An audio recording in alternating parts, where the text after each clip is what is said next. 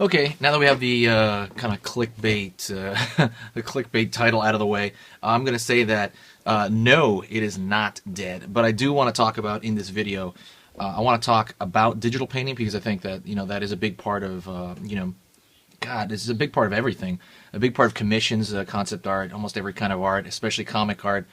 I do want to talk a little bit about it because I want to start maybe putting away more digital art on this channel.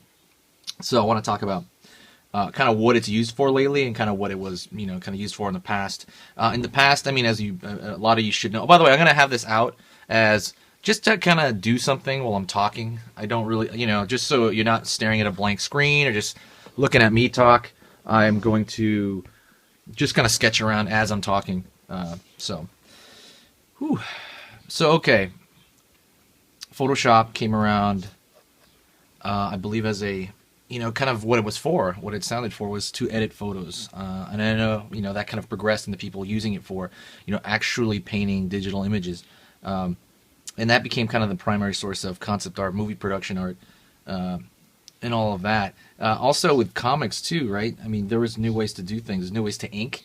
There was this talk when I was in school, I would say like 5 or 6 years ago, or more, maybe 10 years ago, that the job of inkers would go away within comics.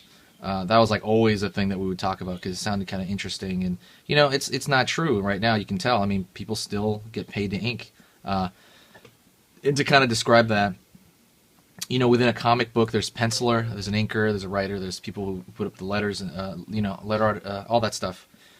The inker is going to have to sort through kind of messy-ish pencil work. So there's always going to be a need for someone to do that. So that job is still pretty safe. If you know something I don't, like if you know like something in the know, please write it in the comments. But as far as the last I heard, that it's totally fine. When it comes to conceptual concept design, things for movies, I do know they still use digital, but you have to almost know 3D now. That's just what I've heard in my school 4 years ago.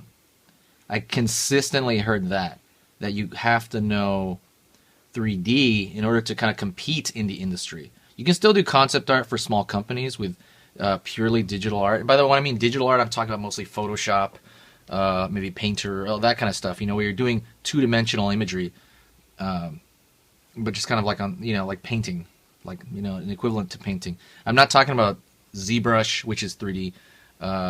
What is it, Blender, stuff like that. I did learn some ZBrush. I want to learn more of it too. It'd be really fun. But yeah, I'm talking about specifically, things that in closer to Painterly format. So you kind of have to do that. I do know you also have to, almost absolutely have to do photo bashing if you want to survive within, especially the movie industry. And photo bashing is where you're doing a digital painting and then you throw maybe, like there's a mountainscape that you just don't want to do because of time. You throw maybe a photo of a mountainscape in the back and you put a filter over it and you have to try to blend it into what's actually being painted. And that is a lot harder than you think. People just say like, oh, it's just slap a photo in there. I mean, it is easier, don't get me wrong, than actually painting it, but it is, they want this work, when you're dealing in video game and movie companies, they want this work within hours. They don't want it in days. And so you have your back up against the wall. You pretty much have to do it. So a lot of the art books you look through, they'll often have, they'll look so good, but they will have elements of photos within that or elements of 3D. They'll learn a 3D program, then paint over that. Maybe then photo bash. Then they'll use everything at their disposal, and that's what you're supposed to do within that industry. That's how you compete. That's how you get out high quality work fast. And that's just the way it works. And I know a lot of people don't like that, and I didn't like that either. And I still kind of shy away from that myself.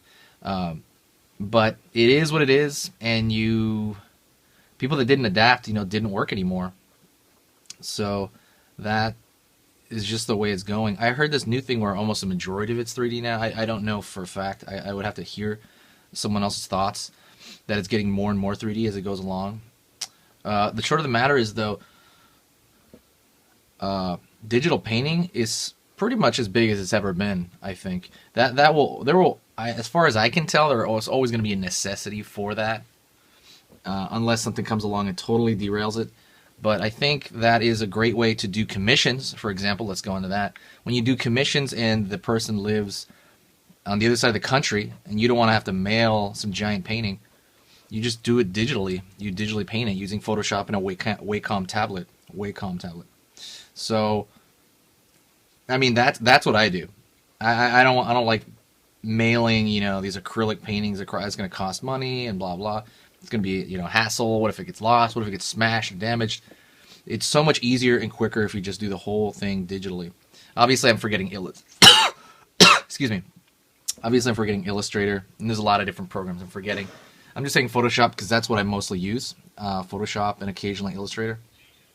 So, things for logos, that's obviously super, super artistic. If you've ever done logos yourself, extremely artistic.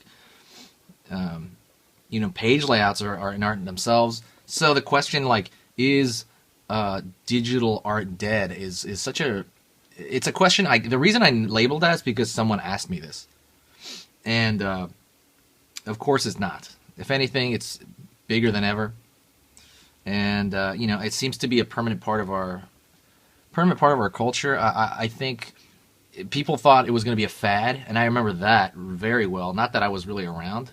I just remember stories from teachers talking about when it first showed up in, I would say, I forget what it was, the 90s, right? I think Photoshop was created by two guys from LucasArts or something. Can't correct me on that, guys. But I would say when it first came around, people thought, oh, this is going to be a fad. And it's not. It's been many, many years later. It's been 15, 20 years later.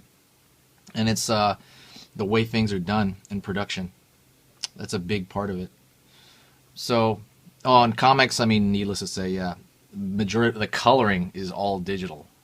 I mean, I don't know of any comic that's traditionally colored unless it's like a manga.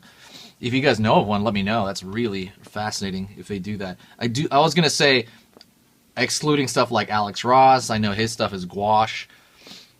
Things of that sort, like the painterly stuff. I know excluding that. I don't know of anybody that colors in Prismacolor though. It'd be interesting though, if, like I said, suggest some to me, some comics that are colored in Prismacolor. I'd love to look at it. It'd be neat.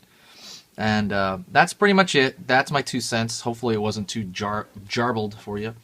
What is your opinion about digital art?